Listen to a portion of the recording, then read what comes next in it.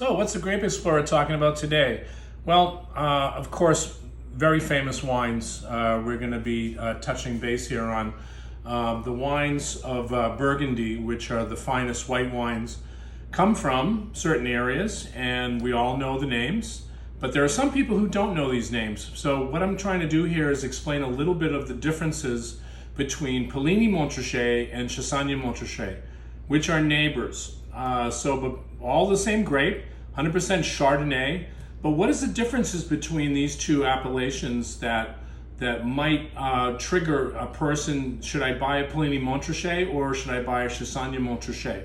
What would be those actual differences? So we brought out our whimsical map, which, as you can see, it looks like the subway system of New York, but this perfectly illustrates Burgundy.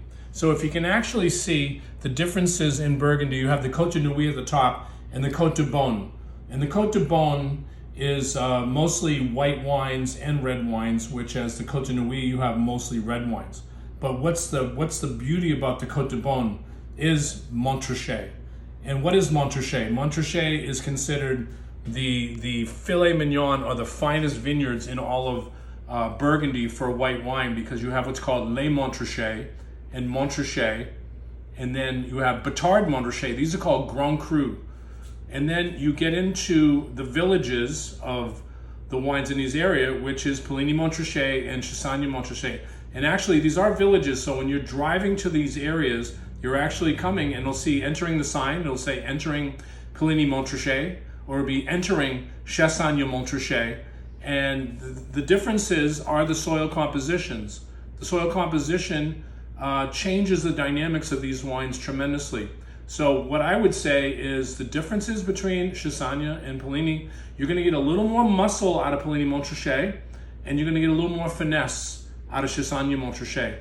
You get a little more of that flowery kind of bouquet in Chassagne Montrachet, and then you get all that hazelnutty kind of quality that you get in white Burgundy and Puligny Montrachet. So this is actually a property that we're quite friendly with. It's called Chateau Melin. They are located in Aussie-Duress, but they also own vineyards in Chassagne Montrachet and Puligny Montrachet. And when I say own vineyards, the parcels there are owned by many, many people, and it's very, very difficult to actually buy land in Puligny Montrachet or Chassagne Montrachet. It's not like the property for sale, they have a for sale sign. They're passed down from generations to generations. There's some people there that just grow grapes and they don't make wine. So it could be very confusing. There's negociants that also buy the grapes from the growers. This is not a negociant. This is a really single grower.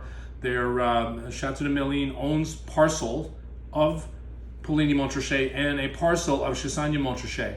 And then when you get into Premier Cru, they're all subdivided into better areas, and then you can taste the differences between a Puligny Montrachet and a Puligny Montrachet Premier Cru, like Champconnet. Those wines got more minerality, more expression, more depth of quality. But yes, there are differences between these two wines, but again, they all boils down to one thing. They're in an area called Montrachet, and that is the best vineyards of what we feel to grow Chardonnay in the world. And if you look at our map, you can clearly see they're right next door to each other, but they're not worlds apart. They're very close in the quality. So depending on your budget, because they can be quite expensive, the best way to start is in the village wines, which are called Puligny Montrachet Village and then Chassagne Montrachet Village. Then if you want to jump up, you can jump up to Premier Cru, which are much more expensive, harder to get, very allocated. They only make barrels, so it's very small production levels of these wines. So anyway, this is the Grape Explorer, and we're talking about grapes, but we're also talking about vineyards, and we're talking about what we can actually experience with these wines. If you like the content, hit the subscribe button. We are going to actually get more involved in talking about history, talking about wine, and as you can see by our maps, we're talking about geography. Again, this Grape Explorer, tee it up for next time.